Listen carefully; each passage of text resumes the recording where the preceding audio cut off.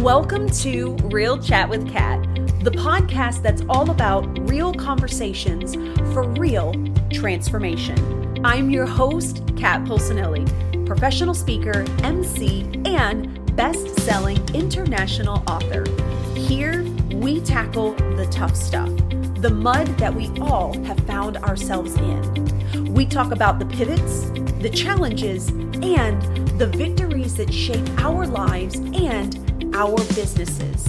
From overcoming trauma and finding your voice to navigating life's unexpected twists, we get raw, honest, and open.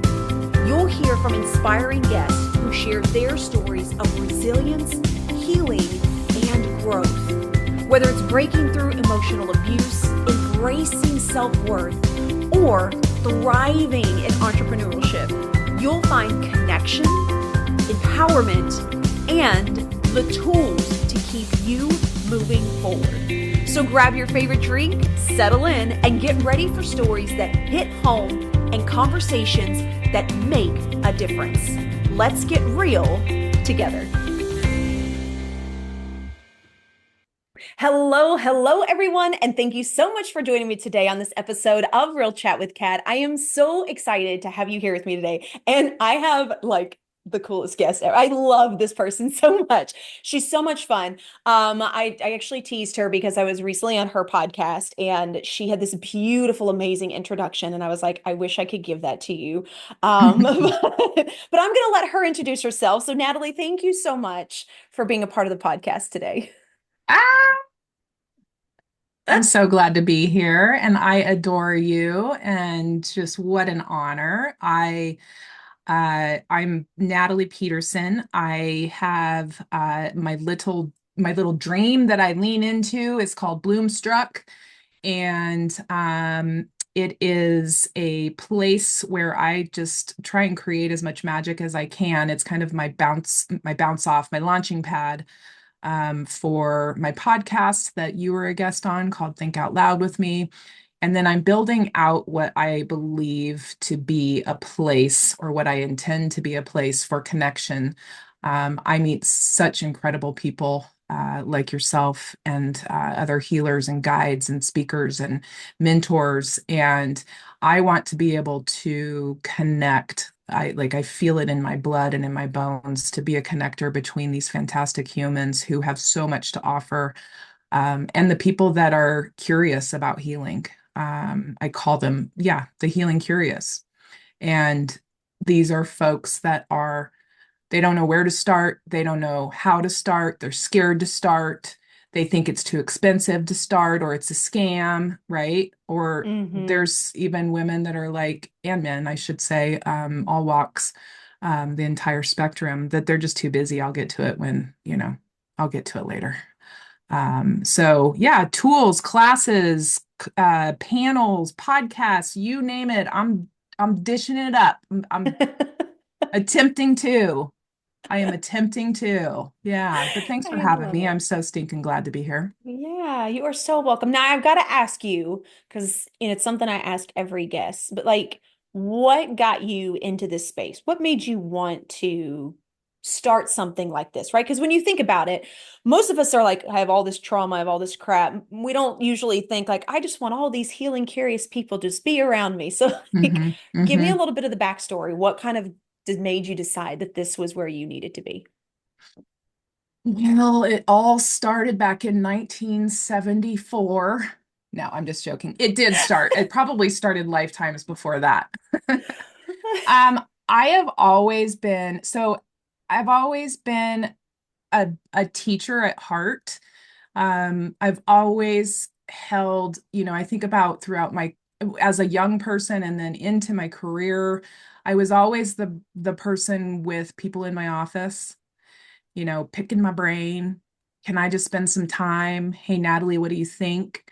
So I've always had that connection and knowing people like you need to talk to this person, or let's go talk to this person, right? Or let's holler this way. And so I've always been a connector by nature. My like the crux of my of the last several years the like where my backstory really gets juicy is when I got sober, which will be 6 years in a couple of months or a couple of weeks. Um, and I I got sober really, it was easy for me. I quit drinking. I don't know if you have read or ever listened to Mickey Singer, The Untethered Soul. And he talks about people will say, how do I don't know, I can't do it. I don't know how to get sober. I don't know how to quit drinking. And he'll just tell you, just you stop. You don't put a drink in your mouth. And that just clicked with me. So I stopped. But what I didn't do was do any type of figuring out what the hell was going on and why I was drinking for so many years, like since I was a Mm-hmm. teenager, so heavily, right? And so for the first couple of years of sobriety, I didn't drink, but I was a manic mess. I traded addictions, if I'm being totally honest. Went from, alcohol to marijuana and shopping and just being just a little out of my mind. And then I came into a space of crisis, kind of scary. I say I was circling the drain. I remember it very vividly and started to get myself some help. And as I started getting myself help, I started to realize the beauty of the healing world and the circles that I was running in and the men and the women and the just humans that were had their hand out, and they came from all walks. And it was where my podcast actually started. It was my chiropractor, it was my Reiki master, it was my astrologer, it was um, my massage therapist. It was like anybody that that they were all of these people that were sharing their magic with me, and things were clicking. And I started realizing, that this medicine that I was consuming for my soul could be medicine for other people as well. And um, that's really when I started to dig into this concept of being a connector.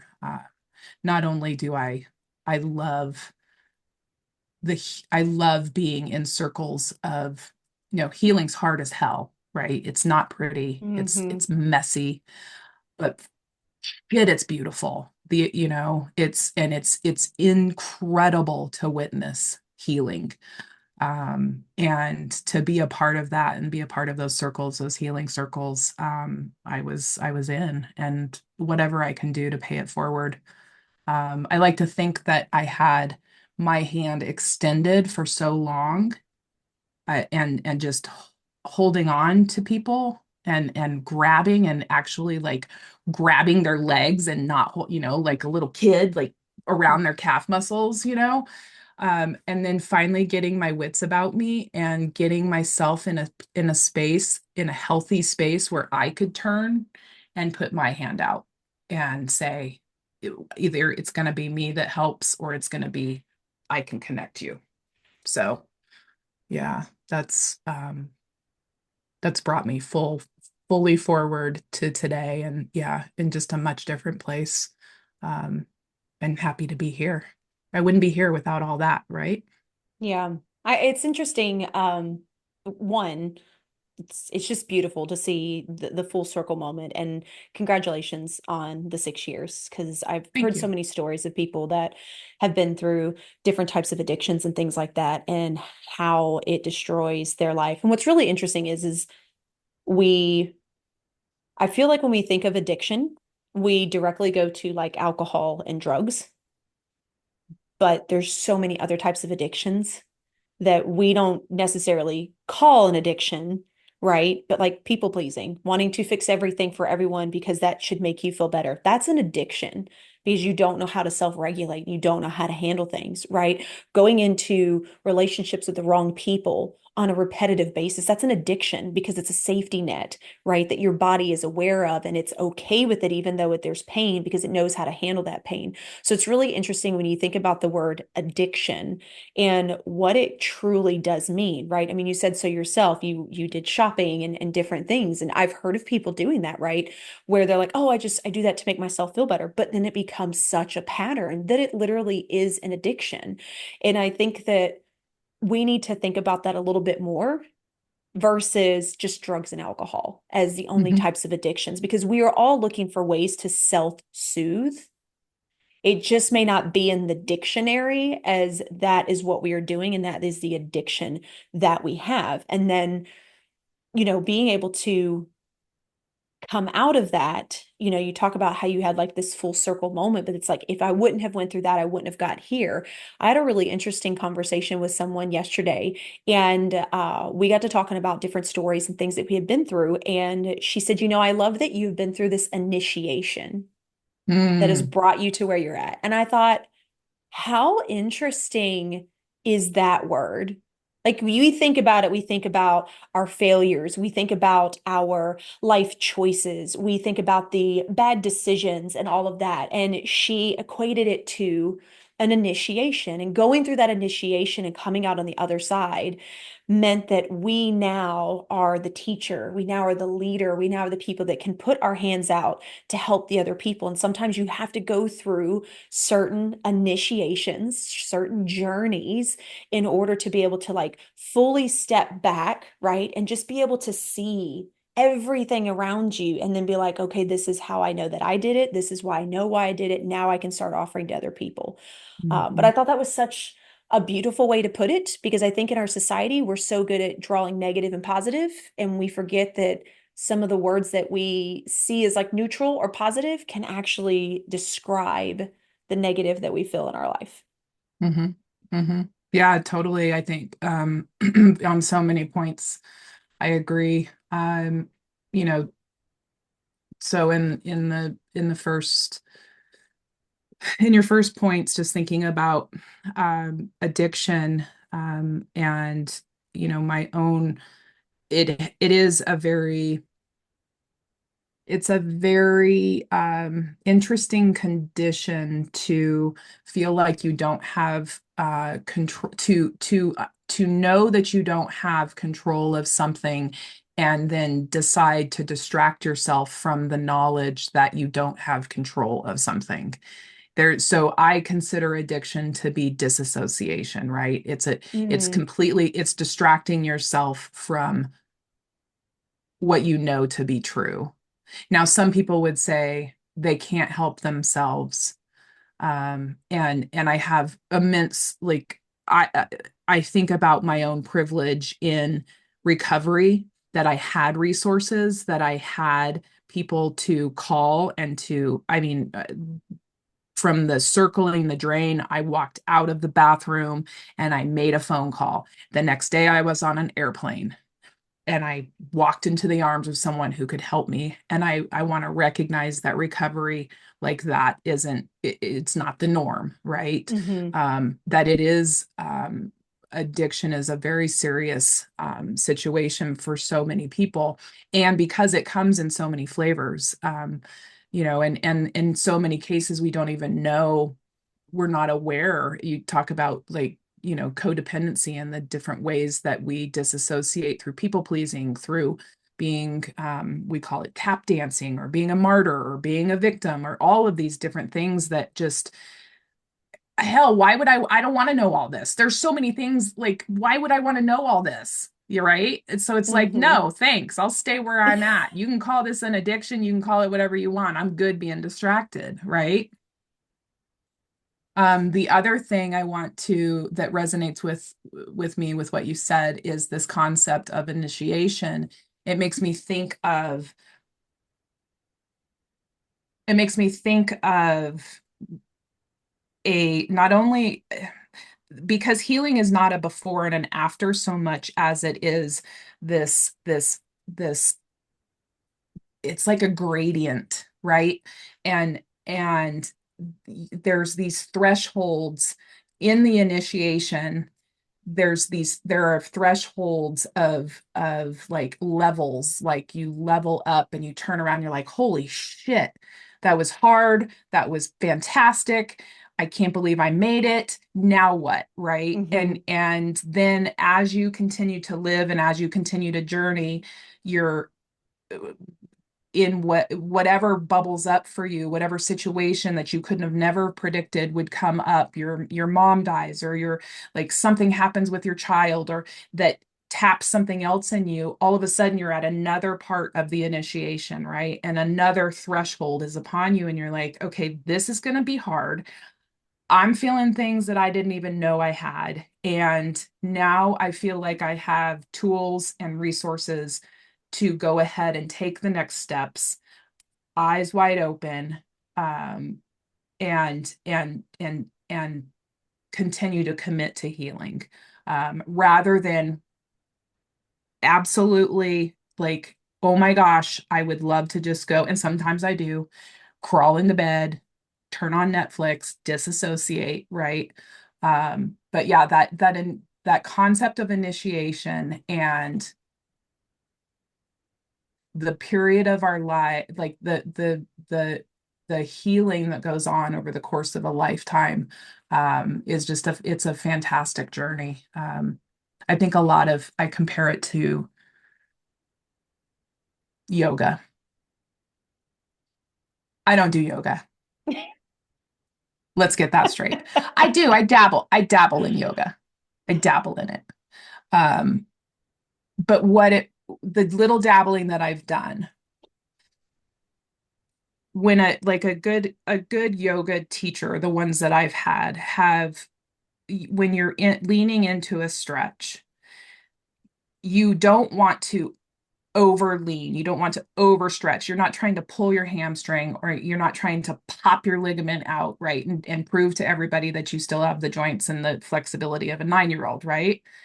You want to lean into the stretch till you can feel your body take you on, and you develop a a place of, it's not pain, it's just at the edge of it, right? Mm-hmm. And you stay there, and and there's a conversation that happens between your body and your muscles and your mind and your spirit, and eventually you can lean a little further, right? And you can lean a little further, and every day that you commit to a stretching routine and the different motions and movements that come with yoga, you're you're you're able to lean further and further in, and you're healthier for it, right?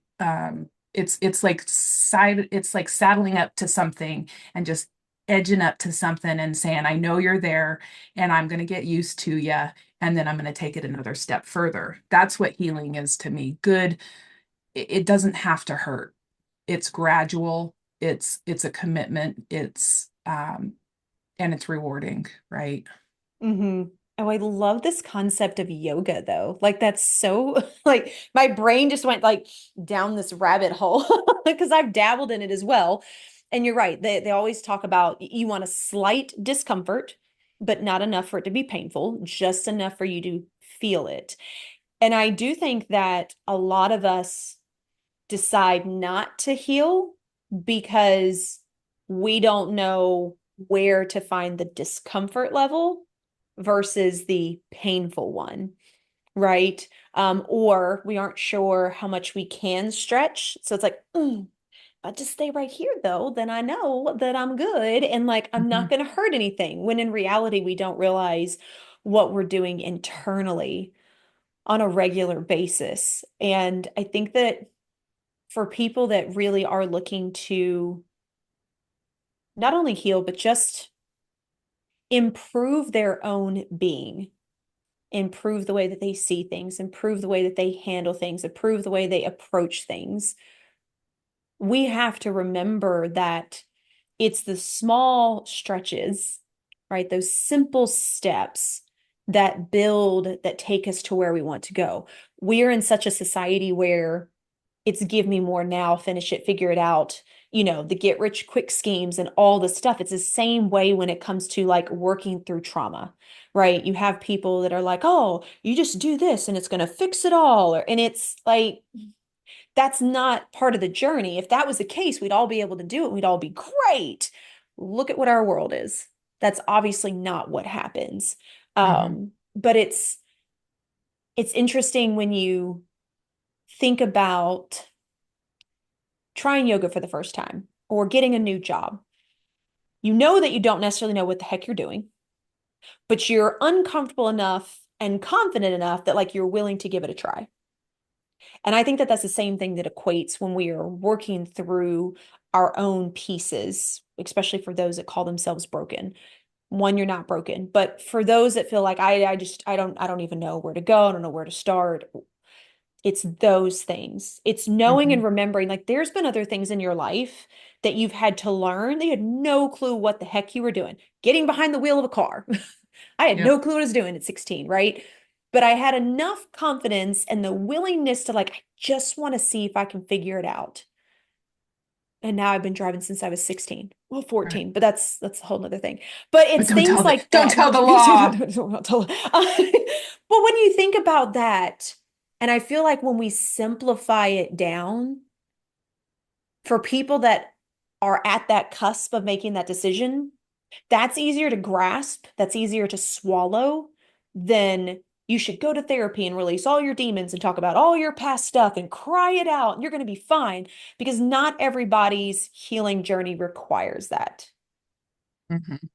Hmm. And so I love this. I'm stealing that from you, by the way, because Please I do. love I love the yoga analogy. Like that makes so much sense. And if you think about it in yoga, you're never pushing super hard. You're not doing anything crazy. It's all about breathing. It's all about simplicity. It's all about Hmm. taking your time, right? Hmm. And I feel like that is the journey that we should be on. And I'm guilty of it. Like I go through things now and I'm like, oh, I have dealt with this for so long. Why am I not over it? Right? Like we still Yep. have moments, but I've learned to have that patience with myself a lot more outside of Yeah. the moments where I'm like, really, can we just please? Well, so key to what you said for me is willingness. Mm, That's like such a huge, for me, I think that I always knew, like I have this really weird sense of, this is going to sound totally weird, but like I knew I would be here even with you. Like I knew someday I was going to have to get on with this. Like you don't just, as tough as you think you are and as fantastic a show person as you might be, we talk about buttons being pushed and like there's got to be a moment where you take responsibility for this shit, right? And where the miserableness of, for me it was this character that I was playing.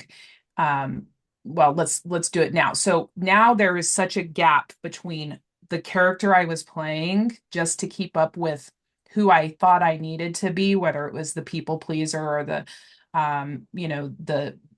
the bossy Girl Scout that, just if you don't have a plan, then don't talk to Natalie because that's all she does is, right? No compassion. If you don't, we'll sleep when we're dead, right? To who I am today with room for the humanness of individuals, right?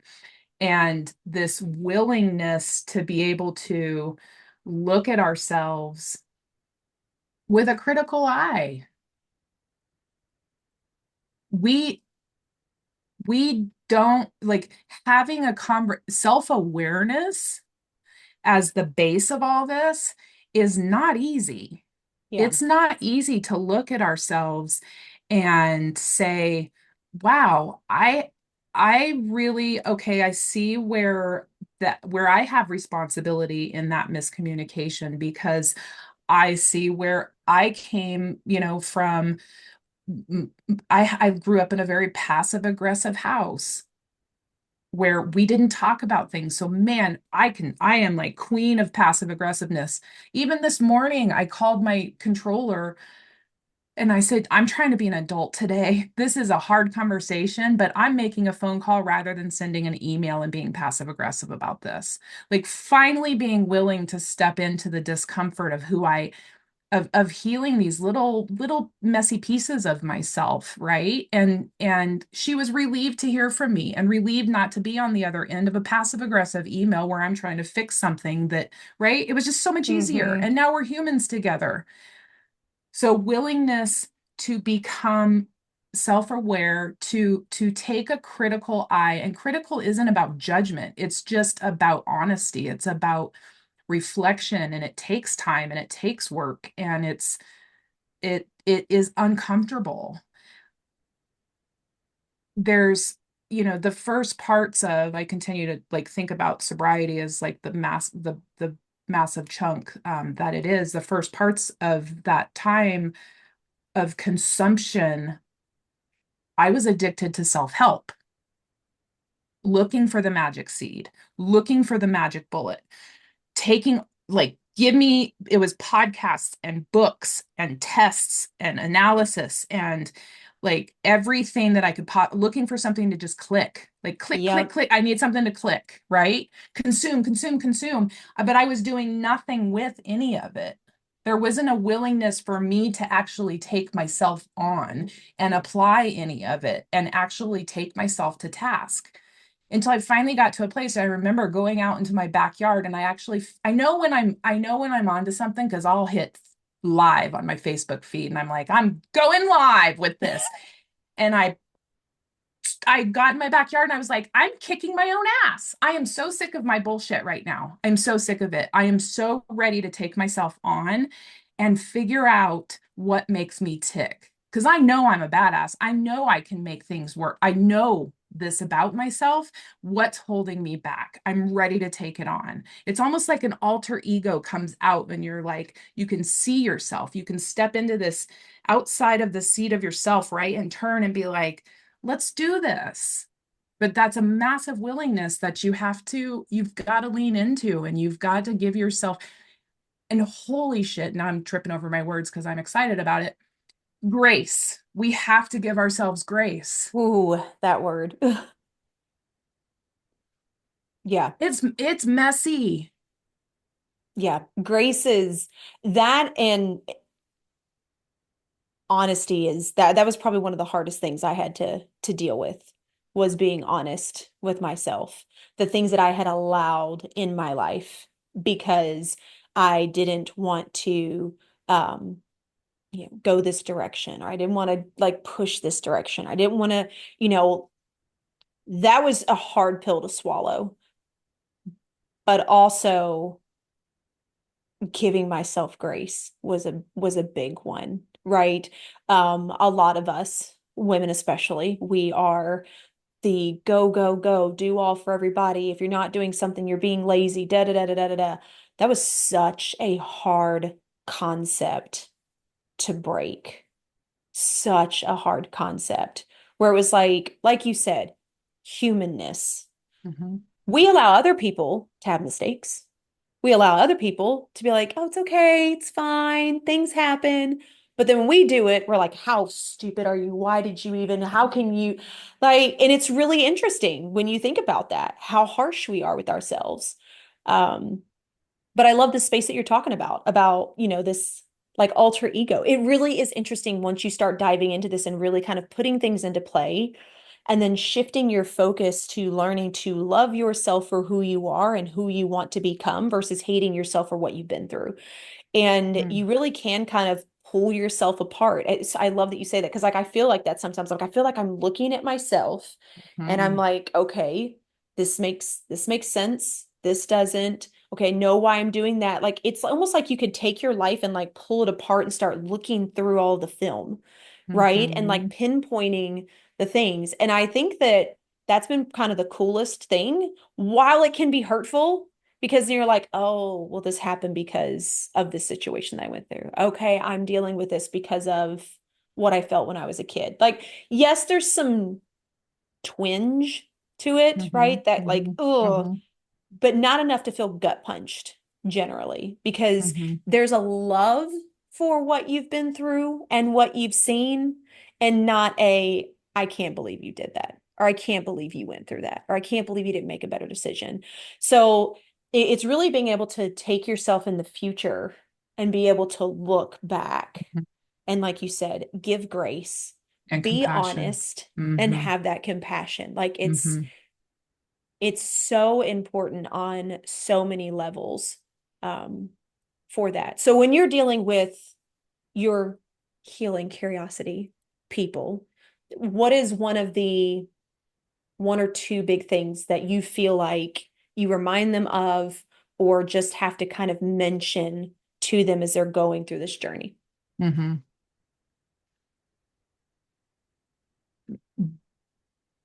What is it's perfectly on my mind, and it's the response that I would pull up no matter when you ask me this, and it is something that I've learned, and it's taken me a long time to grasp this. You were doing the best. You made the best decision that you knew how to, with what you had, with what the circumstances were. You have made so forgiveness, forgiving yourself is one of the most amazing feelings. And to go through the work it takes, and it's like it's crazy. Like if you think back to, for me, places that I abandoned myself. I disassociated, and I took part in the sex. I took part in the drugs. I took part in the drinking. I took part in the drunk driving. I took part in the the bitchy, catty, right? Just out of congruence with being a I'm not a bad human, but I partook in these things that just aren't that pretty, Mm-hmm. right? And I can beat the shit out of myself for them. But I'm the only person that's beating myself up. Those things are done. Those things are gone. They are in the past, and I am forgiven. And I have permission. I have given myself permission to move forward without that weight of shame, of regret, of I shoulda, coulda, woulda. Those The past has nothing to do with what you can do right this very instant. You can make choices that are in your highest and wisest interest. There is nothing that should stand in your way, especially not the past. Especially not the past. I just saw, speaking of yoga, I just saw this beautiful, I came across on Instagram.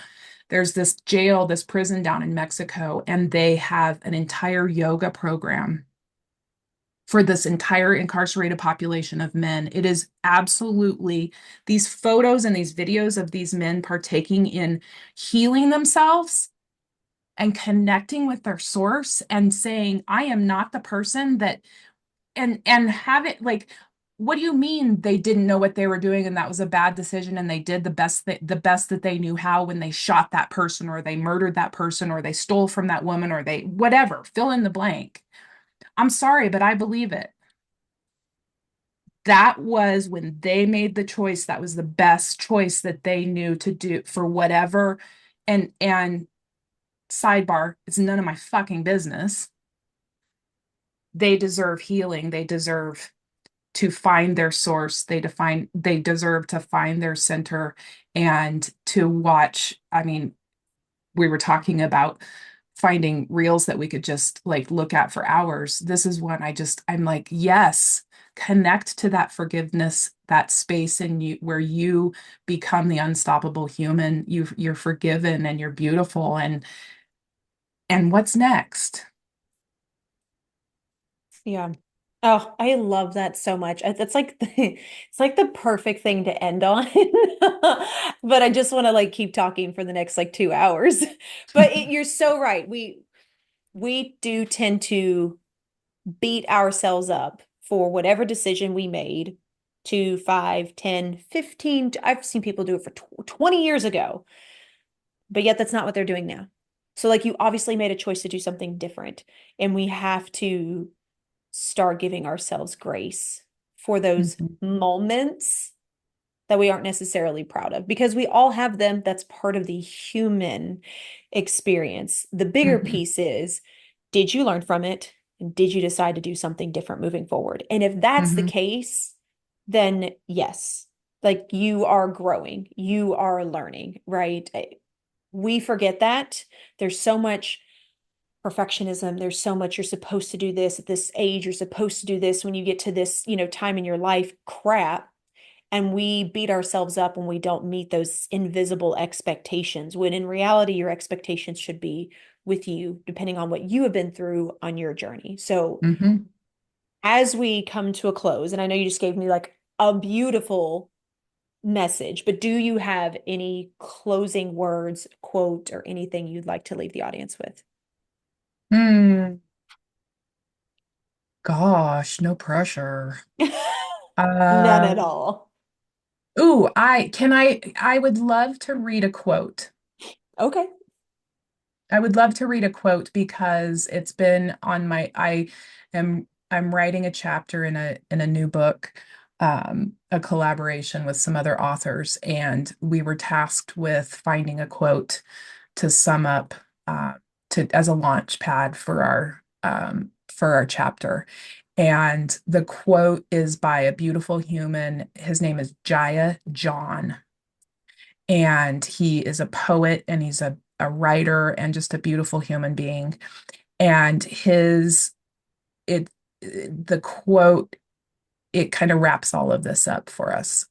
So it's the great project of your life is to become a safe space for yourself and all living things, to be imperfect and flawed, to regress and forget, to wander and be lost, to grow weary or unwell, to be abandoned or betrayed, to flush with despair or be paralyzed with terror, and yet wake again each day and resume this project.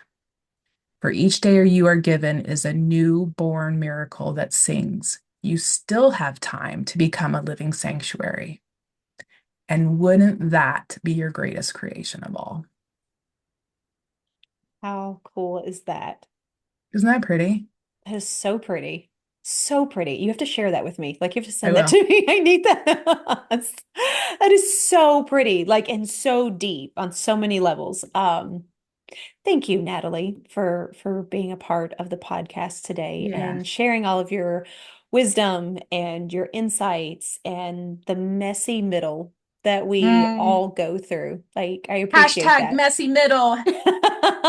Whatcha? Please do me a favor. Tell everybody then, how can they find you? How can they connect with you? How can they be in your world? So Bloomstruck, like Moonstruck, but with the bloom of a flower, is my company. We'll call it company name, and I'm at bloomstruck.com. Digitally, the same handle on Facebook and Instagram. And yeah, I'm absolutely open for connection. Think Out Loud with Me is my chat cast. And it's on all of your major directories as well, and even an episode with you, my dear friend. So yeah, please reach out if I can be of service and be a connection point for you. I appreciate that so much. Thank you again so much for being a part of the podcast today. Thanks for having me. You are so welcome. To everybody else that's out there listening, of course, we'll have all that information in the show notes to make it super simple for you to be able to connect with Natalie. Definitely check out her chat cast. It is phenomenal. She is amazing on so many levels. So you have to connect with her. Make sure you're following her online. And like she said, reach out if you have questions or you're looking for connections. I can't thank you again enough for being a part of the podcast today. And I hope that to everybody else that's listening, that whatever you needed to hear is the message that you got out of this. I know that we talked about several different things and I feel like it's all encompassing. However, I know that there's one specific thing that stuck out to you when you were listening to that. And that's all that we ask. Take that one specific thing and just test it out. Test it out and see what happens. See if it does something for you. And until next time, do one thing positive for someone each and every day and see the difference that it makes in your life. Catch you later. Thank you so much for tuning in to Real Chat with Kat today, where real stories meet real solutions. If you loved today's episode, don't forget to subscribe, leave us a review on Apple, and share this with someone who may also need to hear this as well. Let's also keep the conversation going. Follow me on socials at The Lotus Effect, connect with our incredible guests, and remember, you are never alone. Your story matters, and you have the ability and the power to rewrite it. You always have a choice. Until next time, stay strong, stay inspired, and keep showing up as the incredible, unstoppable